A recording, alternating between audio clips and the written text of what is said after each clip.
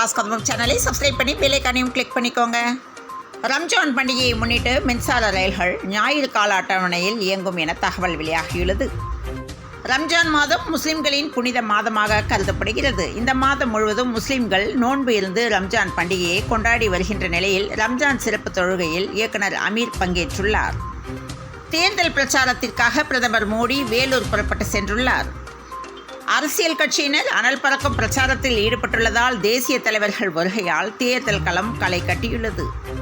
கோடை விடுமுறையை முன்னிட்டு சென்னை எழும்பூர் நெல்லை இடையே சிறப்பு ரயில்கள் இயக்க உள்ளது.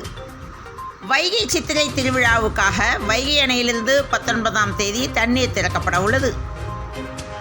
திருப்பதி ஏழுமலையான் கோவிலில் தெலுங்கு வருடப்பிறப்பை ஒட்டி உகாதி ஆஸ்தானம் கொண்டாடப்பட்டது.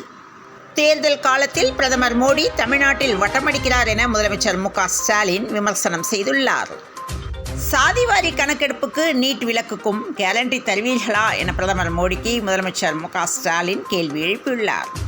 பேடிஎம் பேமெண்ட்ஸ் வங்கியின் நிர்வாக இயக்குனர் மற்றும் தலைமை செயல் அதிகாரி பொறுப்பிலிருந்து விலகுவதாக சுரீந்தர் சாவ்லா அறிவித்துள்ளார். தேனியில் நடைபயிற்சியின் போது வாக்கு சேகரிப்பில் முதலமைச்சர் மு.க.ஸ்டாலின் ஈடுபட்டார். புதுக்கோட்டையை அடுத்த மேட்டுப்பட்டி கிராமத்தை சேர்ந்தவர் பிரியா, வயது 45. இவர் பெண் போலீஸ் இன்ஸ்பெக்டர் ஆவார். இவர் விபத்தில் படுகாயம் அடைந்து உயிரிழந்துள்ளதால் புதுக்கோட்டையில் பெரும் சோகம் ஏற்பட்டுள்ளது. திருமாவளவன் வீட்டில் வருமான வரித்துறையினர் திடீர் சோதனையில் ஈடுபட்டனர்.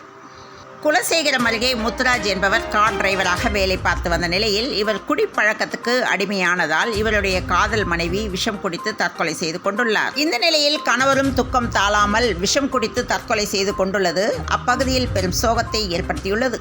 வாக்குப்பதிவு இயந்திரத்தில் பெயர் சின்னம் பொருத்தும் பணி இன்று தொடங்குகிறது.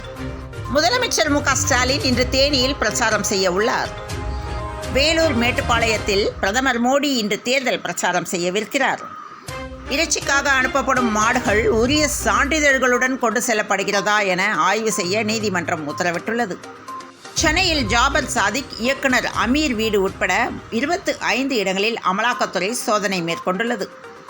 சென்னையில் 611 வாக்குச்சாவடிகள் பதற்றமானவை என மாவட்ட தேர்தல் அலுவலர் ராதாகிருஷ்ணன் தெரிவித்துள்ளார். தமிழகத்தில் ஒரு தொகுதி கூட பாரதிய ஜனதாவுக்கு கிடைக்காது என தேர்தல் பிரச்சாரத்தில் தயாநிதி மாறன் பேசியுள்ளார். அதிமுக ஆதரவாளர்களுக்கு சொந்தமான பொள்ளாச்சி கோழிப்பனை அலுவலகத்தில் ரூபாய் 32 கோடி பறிமுதல் செய்யப்பட்டது. விடிய விடிய நடந்த ரெய்டில் சிக்கியது வாக்காளர்களுக்கு விநியோகிக்க பதுக்கலா என கேள்வி எழும்பியுள்ளது. பஞ்சாப் கிங்ஸ் அணிக்கு எதிரான ஐபிஎல் லீக் போட்டியில் சன்ரைசர்ஸ் ஹைதராபாத் அணி 2 ரன்கள் வித்தியாசத்தில் வெற்றி பெற்றது. தமிழ்நாட்டில் தொடர்ந்து நீடித்து வரும் வறண்ட வானிலை காரணமாக இயல்பை விட 2 முதல் 3 டிகிரி செல்சியஸ் வெப்பம் அதிகரித்து காணப்படுகிற நிலையில் திருப்பத்தூரில் 107 டிகிரி வெப்பம் பதிவாகியுள்ளது. தொடர்ந்து இணைந்திருங்கள் பிரபாஸ் கதம்பம் செய்திகளுடன். மீண்டும் மற்றொரு செய்தியில் சந்திப்போம். வணக்கம்.